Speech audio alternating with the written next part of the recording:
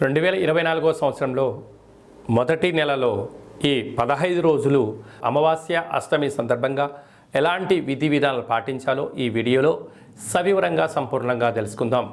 మిథున రాశిలో ఏ నక్షత్రాలు వస్తనగా మృగశిర నక్షత్రంలోని 3వ పాదం, 4వ పాదం, ఆరుద్ర నక్షత్రంలోని 4 పాదాలు, పునర్వసు నక్షత్రంలోని 1, 2, 3 పాదములు కలిపితే మిథున రాశి.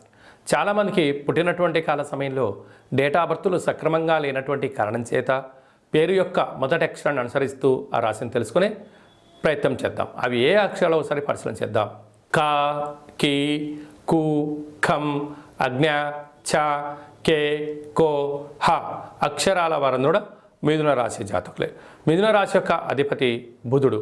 వీరికి అర్ధాష్టమ కేతు సంచార స్థితి ఉన్నప్పుడు చిన్న చిన్న విషయాలకు ఆందోళన చెందనక్కర్లేదు. మౌనం, ధ్యానం, ఆధ్యాత్మికత, దూరపు చూపు, దూరపు ఆలోచన ఉన్నటువంటి వారందరికీ చాలా యోగదాయకం అని చెప్పి గమనించాలి. కనుక చిన్న చిన్న వాటికి దయచేసి ఆందోళన చెందకుండా నిత్యము వాటిని పర్యవేక్షణ చేసినట్లయితే ఐశ్వర్యానికి, ఆనందానికి స్వాగతం అని చెప్పి గమనించాలి. 6వ స్థానంలో బుధ శుక్ర సంచార స్థితి.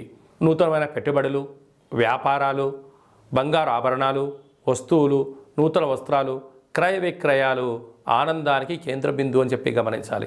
7వ స్థానంలో రవికుజ సంచార స్థితి కారణం చేత కుజదోష ప్రభావం కారణం వలన ప్రేమికుల మధ్య సయోధ్య, నూతనమైన వ్యాపారాల్లో పెట్టుబడులు పెట్టేటప్పుడు ఒకసారి ఆలోచించజేయడము, ధర్మ మార్గాన్ని, ఆధ్యాత్మిక మార్గాన్ని మీరు ఎంచుకున్నట్లయితే సర్వత్రా విజయం మీ సొంతం కాబోతుందని చెప్పి గమనించాలి.